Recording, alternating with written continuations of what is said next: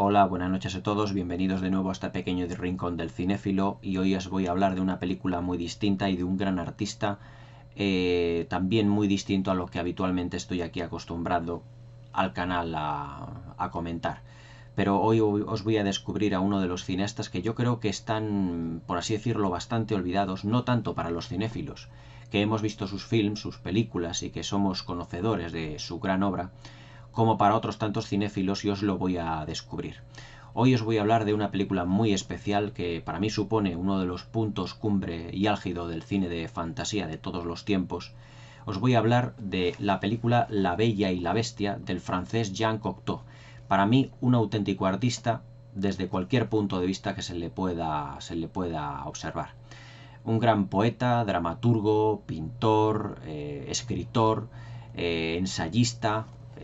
director de representaciones teatrales y de una serie de películas que prácticamente han pasado a la historia del cine como clásicos. Pero La Bella y la Bestia, realizada por Jean Cocteau en 1946, supone sin duda uno de los puntos más álgidos que el cine europeo ha dado, al menos lo que la década de los 40 y en la década de los años 50 supuso. Realizada en 1946, la verdad es que La Bella y la Bestia del francés Jacques Cocteau, del que hace poco me he comprado la versión en Blu-ray en alta definición porque es una verdadera maravilla visual poder vislumbrarla en este formato, pues supone una de las obras cumbre del cine europeo, por así decirlo, ya no solo de los años 40, sino del cine europeo de todos los tiempos. Jean Cocteau fue un auténtico artista en el más amplio sentido de la palabra. Como anteriormente os he dicho, fue un gran dramaturgo, fue un gran poeta, fue un gran pintor, pero realmente donde realmente Jean Cocteau destacó fue sin duda en la poesía. A él se deben una serie de ya no solo de prosa, sino de versos, que estuvo también escribiendo tanto anterior como posterior a la Segunda Guerra Mundial y que inspiraron pues decenas de escritos, de ensayos de otros dramaturgos posteriores, pero que sin duda su obra fílmica es dentro de la historia del cine donde nos ha dejado sus mejores obras. La Bella y la Bestia, realizada en 1946, titulada en su título original evidentemente La Belle y la Bête, para mí supone una de las mejores películas de fantasía de la historia del cine, ya que para mí Jean Cocteau, en términos puramente cinematográficos, por así decirlo, supone para mí ser pues el gran poeta de la historia del cine, ya que todas sus imágenes pues están cargadas de una gran poesía, están cargadas con unos tratamientos de luz, de contrastes y de escenografía que muy pocos directores han sabido sin duda realizar dentro de la historia del cine y más concretamente de la historia del cine europeo. Directores como François Truffaut, como Jean Renoir, como Federico Fellini, Luchino Visconti, todos ellos supusieron en su momento pues grandes autores dentro de la cinematografía mundial y más en particular dentro de la cinematografía europea, y que todos ellos evidentemente tenían un estilo visual muy marcado, pero sin duda Jean Cocteau destacó dentro de todo este conjunto de directores por ser un director que plasmaba las imágenes con una escenografía y una iconografía pues realmente fascinantes. La ambientación que tiene La Bella y la Bestia, ya realizada, como os digo, en 1946 y que tiene como protagonista a un actor del cine francés muy conocido en su época llamado Jean Marais, como el que realiza el papel de la bestia, realmente realiza un triple papel en esta película, como el pretendiente de la Bella, de Bella, propiamente dicho, la bestia y luego posteriormente pues el personaje en el que se transforma la bestia, pues supone uno de los papeles más importantes sin duda que Jean Marais pudo realizar a lo largo de toda su carrera. Jean Marais, para que le conozcáis un poquito, fue, digamos, dentro de los años 30, de los años 40 y también de los años 50, pues el galán del cine francés. Como Hollywood tenía, por ejemplo, pues sinceramente tenía a Cary Grant, o tenía a James Stewart, o a Robert Taylor, o el cine inglés, por ejemplo, tenía a Laurence Olivier, pues el cine francés, como galán propiamente dicho, tenía a Jean Marais. A Josette Day, la actriz que interpreta a Bella, pues no es ampliamente conocida dentro de los círculos de los cinéfilos del cine europeo, pero que sin duda dio un espaldarazo tremendo a su carrera realizando esta pequeña película que supone para mí la gran obra maestra o una de las obras maestras del cine de fantasía de todos los tiempos, sin duda alguna. Jean Cocteau, como gran artista, como gran escenógrafo, como director de representaciones teatrales y gran poeta, al que yo le considero el poeta,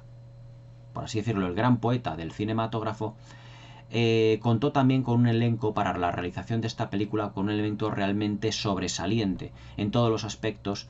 de equipo técnico y artístico. Jean Cocteau era íntimo amigo, pues, de un escenógrafo llamado Christian Berard, un escenógrafo muy importante dentro de lo que era el teatro inglés, y que fue el que recompuso y el que rehizo todos esos escenarios y toda esa gran decoración que tiene esta película La Bella y la Bestia, que sin duda para mí supone uno de los puntos más importantes que tiene este film, sin ningún género de dudas, es decir, la ambientación. Si Jean Cocteau se le puede suponer o se le puede definir como el gran poeta del cinematógrafo, Christian Berard se le puede definir como el gran poeta por así decirlo, del teatro francés, ya que toda su escenografía, si veis la película, evidentemente vais a ver que parece que estáis viendo una gran obra de teatro. Realizaba no grandes decorados, pero sí unas estancias determinadas para que el encuadre y el plano pudiera abarcar todo el decorado, pero de una manera no demasiado grandilocuente, no demasiado, por así decirlo, grandiosa, sino que recomponía un decorado no demasiado grande, pequeñito, pero eso sí, muy bien iluminado en todo momento, también por otro gran director de fotografía, que fue Henri Alecan, y que todos ellos, junto con Jacques Cocteau, consiguieron dar a esta película la escenografía, también, por así decirlo, muy poética, llena de claroscuros, en el que los personajes parece que se mueven de una manera muy lenta. Algunas secuencias están rodadas en cámara lenta, como ahora os comentaré, pero que sin duda supusieron para la época un gran espaldarazo en lo que a cine de fantasía se refiere. En 1946, evidentemente, cuando se realizó esta película, el cine de fantasía, o el cine, por así decirlo, de monstruos, haciendo alusión a la bestia, pues había ya pasado incluso para Hollywood, ya que habíamos tenido pues los monstruos de la Universal, el Dr. Frankenstein, Drácula, el Hombre Lobo, pero que sin duda un cuento tan sumamente de hadas, por así decirlo, un cuento infantil, como era La Bella y la Bestia, pues dio un espaldarazo definitivo a lo que fue un género de fantasía, pero ya no referido al Hollywood clásico, sino también propiamente dicho a lo que es el cinematógrafo, el arte y el cine dentro de la Europa, tanto antes como después de la Segunda Guerra Mundial. Jean Cocteau, cuando era niño, pues le gustaba leer toda clase de novelas, de cuentos, y uno de los que mejores recuerdos tiene fundamentalmente fue La Bella y la Bestia, sin ningún género de dudas. Fue tan profunda la marca que le dejó esta película, que lo que quiso realizar fue llevarla a la pantalla, pero de un modo totalmente personal. Evidentemente ocurrió que este hombre pues chocó con todo el aparataje, por así decirlo, de los grandes productores del cine francés, que no vieron en su día más o menos con buenos ojos que evidentemente se llevara una película de fantasía, sobre todo después de la Segunda Guerra Mundial, y que en un primer momento pues no vieron con buenos ojos que pudiera llevarse este cuento de hadas tan sumamente universal de Jean-Marie Lepres de Beaumont, la escritora del cuento, al cinematógrafo, porque evidentemente, pues a lo mejor por el personaje de la bestia, pues la gente después de la Segunda Guerra Mundial pues no lo vería con buenos ojos, o seguramente a lo mejor podría ser un fracaso en taquilla. Pero cuando los productores vieron cómo Jean Cocteau quería representar, por así decirlo, esta película, llena de surrealismo, llena de fantasía, llena con unos toques visuales magistrales que ahora os comentaré, no dudaron en contratar a Jean Cocteau y a todo el equipo técnico que tuvo. Por ejemplo, como os he hablado, del escenógrafo Christian Berard, que era el encargado de la dirección artística, el diseño de producción, con unos decorados, como os he comentado, muy ajustados, el director de fotografía Henri Alecan, que consiguió una iluminación muy parecida, por ejemplo, a los grabados de Gustave Doré, es decir, todo lleno de contrastes que parecían auténticas litografías, y también inspirándose, en cierto modo, ya no en el color, porque la película es en blanco y negro, pero sin duda inspirándose en las pinturas del pintor flamenco holandés Vermeer, en lo que se refiere, por ejemplo, a la iluminación, al tratamiento de los interiores, al tratamiento del vestuario. Si vosotros, por ejemplo, veis la película, pues lo primero que os va a entrar por los ojos es la gran calidad visual que tiene este film, sin duda alguna. Ya no solo por el maquillaje que tenga Jean Marais en este film, y que evidentemente los directores, el director Jean Cocteau, no quiso darle una preponderancia como tirando a lo terrorífico o a lo salvaje, sino que definió a la bestia pues como una persona cargada de todos los miedos que las personas tenemos a lo largo de nuestra vida, llena de frustración, pero también poseedora de una gran educación, de un gran intelecto y de una gran sutileza a la hora de tratar con las féminas, con las mujeres, de que evidentemente él puede estar o llegar a estar muy profundamente enamorado del personaje de Bella. La interpretación, hay que decir que la interpretación de Jean Marais en esta película, con este fastuoso maquillaje que le costó muchísimas horas al día, entre 3 y 5 horas ponerse, pues evidentemente interpreta a una bestia que no es en absoluto pues el personaje de la bestia que hemos visto en las producciones de La Bella y la Bestia de la Disney, ya sea en la versión de 1991 o en la versión de hace poco protagonizada por Emma Watson y Dan Stevens, sino que aquí pues interpreta Jean Marais a una bestia que está profundamente dolorida, profundamente consternada por su fealdad, por ese animal que muestra al exterior, pero que sin duda lo contrasta por completo con una educación muy refinada, comportándose como un auténtico aristócrata, pero evidentemente no puede evitar esa profunda consternación, ese profundo miedo al rechazo, y que compensa de un modo pues toda la fealdad y, por así decirlo, pues el impacto visual que produce en tanto los espectadores como en Bella. Hoy en día el maquillaje de Jean Marais pues puede resultarnos un pelín, por así decirlo, un poquito irrisorio. También tenemos que situarnos en la época, en 1946, y también la visión de Jean Cocteau, del director, que no quiso en ningún momento mostrar monstruosidad en esa bestia, sino mostrar tristeza. La verdad es que la expresión de los ojos de Jean Marais a lo largo de toda la película, en la que se muestra evidentemente el maquillaje de la bestia, pues refleja una profunda tristeza y melancolía de propiamente el personaje, que contrasta además con la frialdad que tiene el personaje de Bella, interpretado por Josette Day, como os estoy contando. Ese contraste que hay entre la aristocracia, esa melancólica aristocracia y educación y refinamiento que tiene el personaje de la bestia, contrasta, ya os digo, con la frialdad de Bella. O sea, Bella es un personaje que Josette Day aporta mucha belleza, mucha presencia, muy potenciada por un diseño de vestuario muy recargado, pero a la vez con gran personalidad, y lo que hace pues precisamente es darnos pues digamos un juego de contrastes muy interesante, ya que Bella no es precisamente ese personaje afable que en otras versiones cinematográficas hemos visto, sino que es un personaje frío y distante, pero a la vez que comprende profundamente a la bestia y que poco a poco, por así decirlo, se va enamorando de la bestia, del personaje de Jean Marais. Pero evidentemente Jean Cocteau, en su visión poética, lo que quiere es que nosotros, los espectadores, nos enamoremos más de la bestia que de la bella, ya que la bella pues ya tiene la belleza en sí misma y no necesita de ningún atributo pues para que nos enamoremos de ella. Por lo tanto, el contraste que hay entre la frialdad de Bella y el acercamiento y esa calidez que tiene el personaje de la bestia contrasta con las imágenes que ellos se muestran. Es decir, Bella, aunque es fría, es muy guapa, tiene una gran belleza en sí misma, es una belleza muy cálida, pero a la vez su interpretación es fría y distante. Sin embargo, el personaje de la bestia, con su interpretación y con su maquillaje, es un personaje que provoca frialdad y rechazo desde un primer momento, pero luego con la interpretación, con ese refinamiento y esa aristocracia y esa solemnidad que le da la interpretación de Jean Marais, evidentemente lo que nos hace pues es enamorarnos de la bestia más que de la bella en sí mismo. Es decir, los personajes que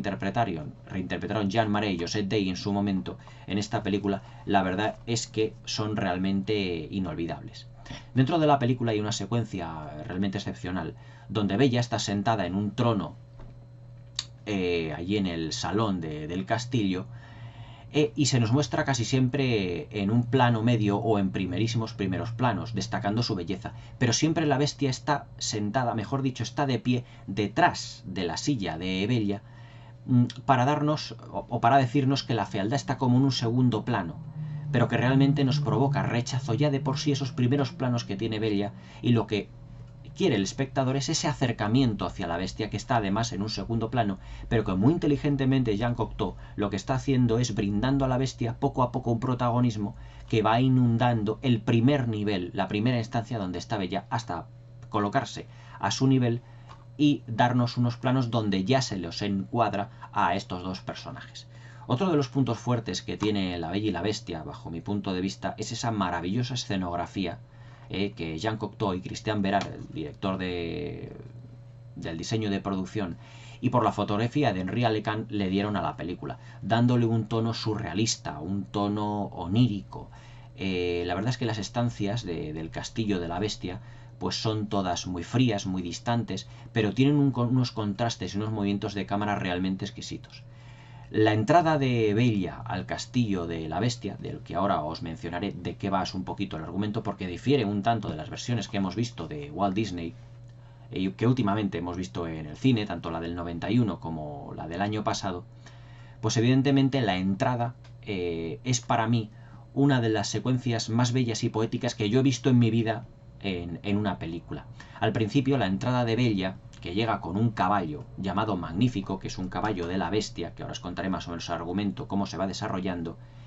llega y entonces las puertas de lo que es la entrada a la finca, a la parcela del castillo, se abren como por arte de magia. Pero ello está narrado o está filmado a cámara lenta, para que le diese un tono como más de fantasía, más poético. Entonces las puertas se abren lentamente y Bella va entrando en ese paraje que conforman los aledaños, los jardines del castillo de la bestia, también a cámara lenta. Poco a poco Bella va pasando por las estancias de ese castillo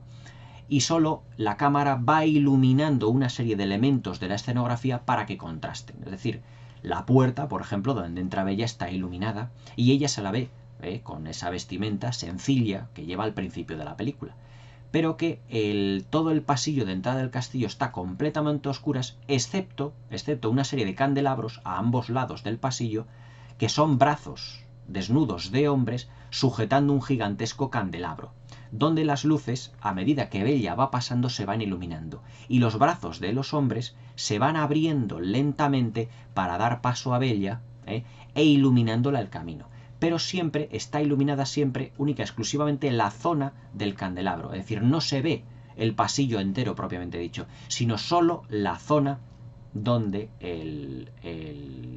candelabro está iluminando. Todo para darle un aire como más poético, como más de fantasía, mezclando lo real y lo irreal, como si fuera un cuento de hadas, un sueño realmente. Y entonces Bella va paseando por todas las estancias, por el comedor, viendo una gran chimenea, donde esa chimenea pues está soportada por dos grandes estatuas con caras de personas cuyos ojos se están moviendo y cuya boca y cuyas fosas nasales están expulsando como un humo como muy leve. Es decir, todo le da un carácter como muy surrealista y como muy fantástico a toda la película. Pero uno de los puntos fuertes que tiene sin duda esta película es una secuencia en la que Bella, pues ya dentro de lo que son las estancias de la bestia, va paseando por una serie de puertas y de ventanas donde los visillos están como movidos por como una especie como de aire, como de brisa sobrenatural, y ella prácticamente como un espectro, como un fantasma dentro de ese mundo idílico de fantasía, es como si se deslizara. No la vemos caminando, pero es como si se deslizara por el suelo. Por ejemplo, ¿os acordáis muchos de los anuncios que vemos en televisión de la modelo que va anunciando un perfume y que va recorriendo una serie de estancias vestida con unos tules muy vaporosos y en el que el movimiento de las cortinas la acompaña? Está inspirado evidentemente en este clásico de Jean Cocteau, que es La Bella y la Bestia, cuando Bella va caminando por las estancias y por los pasillos del castillo de la bestia y va moviendo con su movimiento muy grácil a cámara lenta y además como deslizándose, en el que no vemos los movimientos de las piernas, solo vemos como poses y gestos de Bella, de la actriz de Josette Day, para acentuar el carácter surrealista, por así decirlo, entremezcla entre lo real, lo irreal y de mundo de fantasía que el director quiere establecer en este film. Argumentalmente os puedo decir que difiere, evidentemente, de las películas de la Disney. Argumentalmente la película pues nos narra pues una pequeña historia de un señor que tiene que es el padre de Bella, que tiene a su vez 2 hermanos más. Son 3 hermanos, bueno, en realidad son 4 hermanos, 3 hermanas y un hermano, pero que su negocio de buques, de barcos, pues se ha ido a pique. En ese sentido, pues bueno,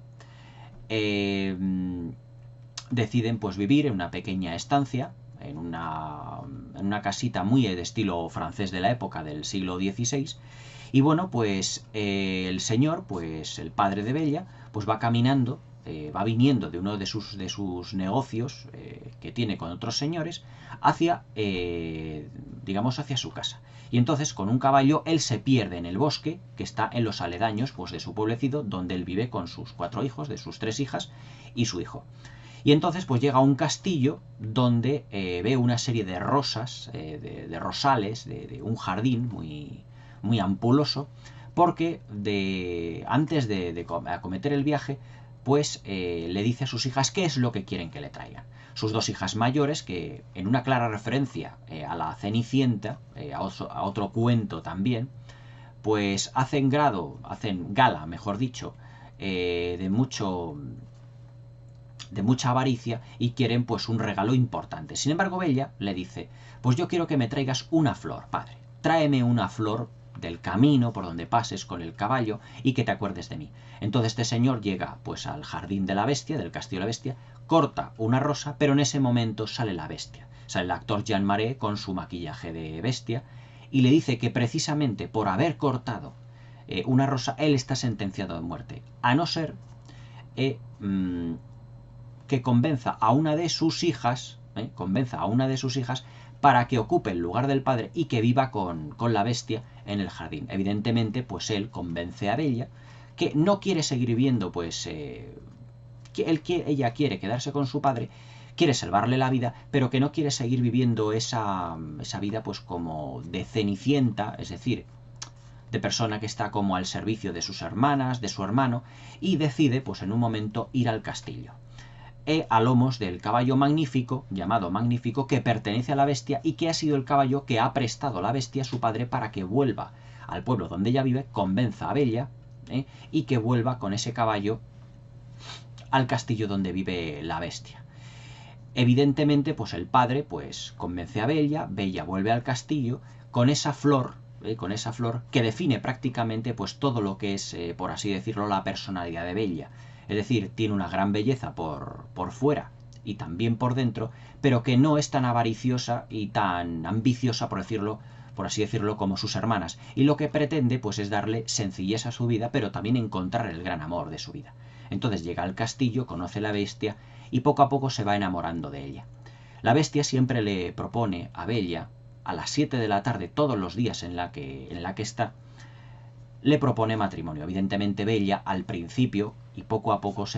evidentemente se va rehusando. Y es cuando vemos algunas de las mejores y más bellas secuencias de la película. Los paseos que tienen Bella con la bestia a lo largo de esos jardines, a lo largo de esas estancias tan idílicas y tan surrealistas que el director de fotografía y el director del diseño de producción, Christian Berah y Henri Alecan, habían fotografiado y habían diseñado respectivamente para todo el film. La verdad es que todo lo que son los paseos de Bella a lo largo de todos los jardines y las estancias del castillo son un monumento, repito, un monumento cinematográfico en lo que se refiere a la fotografía, a la iluminación, a unos contrastes, pero que siempre el fondo de la pantalla lo vemos como difuminado, es decir, como si fuera un grabado pictórico, como si fuera, por así decirlo, una litografía, para darle y acentuar más ese aire irreal, surrealista que tiene el film en toda su extensión.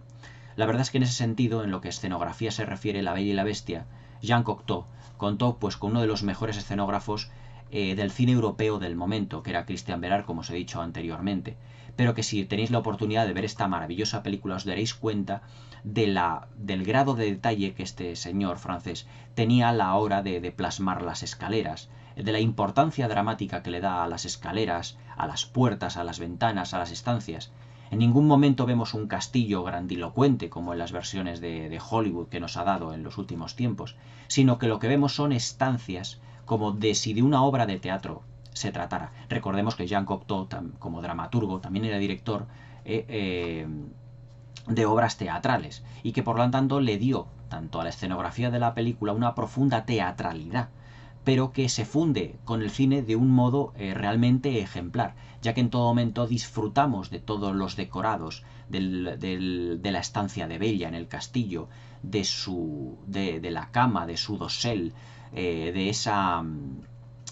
manta que se aparta por sí sola cuando Bella se va a meter a la cama, de las puertas que se van abriendo a medida que va pasando por los pasillos, de esas estatuas como que tienen como vida propia dentro de lo que son los jardines interiores del propio castillo. Realmente todo lo que fue la escenografía, tanto en interiores como en exteriores, Jean Cocteau y Christian Berrier eran dos magos del espectáculo cinematográfico y del surrealismo, ya que pues las estatuas tienen formas geométricas como muy surrealistas, como muy oníricas, que no sabes si es real o irreal. El mundo de la bestia, la verdad, y acentuado por una maravillosa banda sonora compuesta por otro amigo íntimo de Jean Cocteau, que fue Georges Auric, proporcionan, por así decirlo, a todas las imágenes, tanto de Bella como de Bestia, sus paseos por los jardines, un tanto, por así decirlo, tono surrealista, pero a la vez atmosférico, ya que pues tiene cantos como si fueran cantos gregorianos, como si fueran unas melodías como muy misteriosas. La verdad es que el castillo, y ya no solo la escenografía del propio Christian Berard, sino todo lo que es el castillo con sus puertas, con sus ventanas,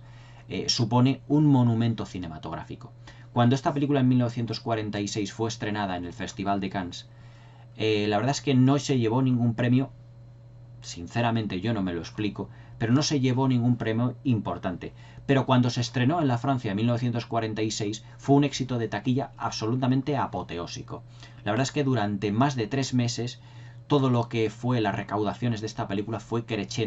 increciendo prácticamente, subiendo cada vez más y más hasta convertir a La Bella y la Bestia de Jean Cocteau en un clásico del cine. La crítica en su momento pues no supo ver esa combinación entre cine de fantasía, sobre todo entre los grupos de intelectuales de la Europa posterior a la Segunda Guerra Mundial, no supieron ver esa mezcla entre surrealismo, mezcla entre fantasía, entre real y real, ese cuento de hadas tan magnífico que es esta película, pero que poco a poco con el tiempo se ha ido, por así decirlo, mejorando como el buen vino, y que hoy en día supone una maravilla, ya no solo visual, sino también de deleite para todos los sentidos vislumbrar esta película. Los diálogos del film se puede decir que son muy cortos, son muy incisivos, pero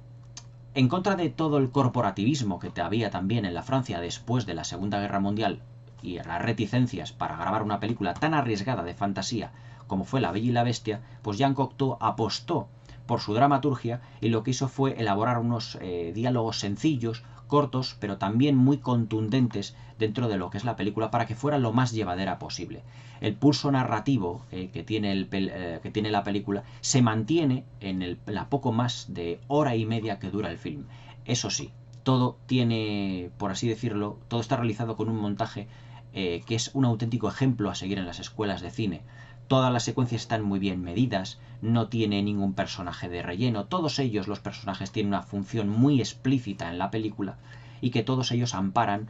a los dos personajes que fueron Jean Marais y Josette Day como la Bella y la Bestia propiamente dichas. Para mí esta película, recuperarla en alta definición en Blu-ray ha sido un regalo. Yo la vi hace ya mucho tiempo en televisión, la tuve grabada en vídeo. La descubrí con mis padres en casa, la vi en uno de los ciclos que ponían entonces en televisión española cuando yo era un niño, y que ahora verla y recuperarla en formato digital, la verdad es que supone, y sobre todo en 4K y en alta definición, supone un espectáculo teatral, cinematográfico, un espectáculo de gran belleza pictórica. Recordemos, como os he dicho, que la imagen está basada en los grabados de Gustave Doré, que son grabados con muchos contrastes en blanco y negro, como si fueran auténticos dibujos. Se puede decir de Jean Cocteau, del director, que además de ser poeta, dramaturgo, pintor, director de películas, era un señor que si tú le dabas un pincel y un lapicero o lo que fuera, pues te sabía dibujar pues cualquier cosa, pero siempre con una gran sensibilidad. La verdad es que el tratamiento de los personajes, sobre todo el tratamiento de la bestia en esta película, pues la verdad es que para mí supone, o bajo mi punto de vista, un auténtico alarde de sensibilidad, tanto pictórica como en personajes, como en tratamiento de diálogos, que supusieron y en su momento dieron un auténtico clásico de la historia del cine, ya no solo europeo a nivel particular, sino un clásico de la historia del cine en general. Para mí, La Bella y la Bestia de Jean Cocteau supone la mejor aproximación, la mejor adaptación de la novela de Jean-Pierre Le Momont de todos los tiempos. Un cuento de hadas ya no solo para niños, también para adultos, ya que la película también tiene su iconografía, por así decirlo, y sus elementos surrealistas y sobrenaturales, que también pueden ser entendibles para el público adulto, evidentemente, pero que será una película, digamos, para todos los públicos, que nos cuenta una historia de amor universal, como es evidentemente la historia de La Bella y la Bestia, desde un punto de vista onírico, surrealista, que se confunde en la fantasía y lo real, con detalles surrealistas realmente impresionantes, las desapariciones de Bella para volver a ver a su padre, a sus hermanos, su reaparición en el castillo, sus momentos finales ante el fallecimiento de la bestia, y un detalle muy importante que os quiero comentar. Cuando al final de la película, que seguramente si la veis lo vais a descubrir, el personaje de Bella, cuando la bestia recupera, por así decirlo, su aspecto de hombre, es el personaje de Jean Marais, que él, Jean Marais, el actor, también interpreta en un doble papel al pretendiente de Bella que él constantemente le está rechazando. Entonces, muy inteligentemente, Jean Cocteau lo que hace es otra vez utilizar al actor Jean Marais para que sea la cara de la bestia una vez haya desaparecido la maldición, porque el amor que hay entre ellos sea mutuo. Y Bella, ante esa aparición del personaje de Jean Marais, que era también y que interpreta a su pretendiente, se queda como un poco perpleja y le da a entender que hubiera preferido seguir queriendo a la bestia, a la fealdad de la bestia, antes que a la belleza de ese hombre al que él anteriormente había rechazado, y que la transformación del monstruo, de la bestia, se parece tanto. Intencionadamente Jean Cocteau lo que hace es utilizar a los dos, al mismo actor, para interpretar tanto a la bestia como al pretendiente Bella, como a la bestia cuando se transforma y pierde ya la maldición, para provocar ese rechazo que la belleza del príncipe, es decir, la belleza de la bestia transformada en príncipe al final del cuento, supone. Es decir, es un abrazo, digamos, a la fealdad, y es un rechazo a esa belleza llena de frialdad que había sido interpretada por su personaje del pretendiente. Es, bajo mi punto de vista, una vuelta de tuerca, un giro de 180 grados a lo que suele suponer los finales de las películas de La Bella y la Bestia, como la Disney nos ha dado, pero que realmente también suponen, evidentemente, un final feliz dentro de lo que es la historia. La Bella y la Bestia de Jean Cocteau es una obra de arte, en el más amplio sentido de la palabra, dirigida por un artista, ya que el director era dramaturgo, pintor, poeta, escritor, no podía ser más cosas dentro de las grandes bellas artes de lo que se compone, y que todo evidentemente está plasmado en esta película con gran sensibilidad, con un amor a la escenografía, amor a las interpretaciones y sobre todo a la historia entre los personajes. La Bella y la Bestia de Jean Cocteau es una obra de arte en el más amplio sentido de la palabra, ya no obra maestra en sí misma, que lo es, sino una obra de arte, la obra de un artista que abarca todos los artes que os podéis imaginar, la pintura, la poesía, todo. La Bella y la Bestia es un título que yo os recomiendo fehacientemente. Si queréis ser buenos cinéfilos y os gusta el cine de fantasía, el cine surrealista, el cine donde predominan las artes, donde predomina la poesía, haceos con esta obra de arte del gran poeta de la historia de la cinematografía, que fue el francés Jean Cocteau, apoyado por Henri Alecan en la fotografía y Christian Bérard en la escenografía. La Bella y la Bestia de Jean Cocteau, un clásico que no os podéis perder. Espero que la disfrutéis, que me comentéis aquí en la caja de comentarios lo que queráis, que os suscribáis al canal para más críticas cinéfilas, y os espero dentro de poco con otra crítica y a ver si os voy sorprendiendo. Un abrazo y hasta mañana.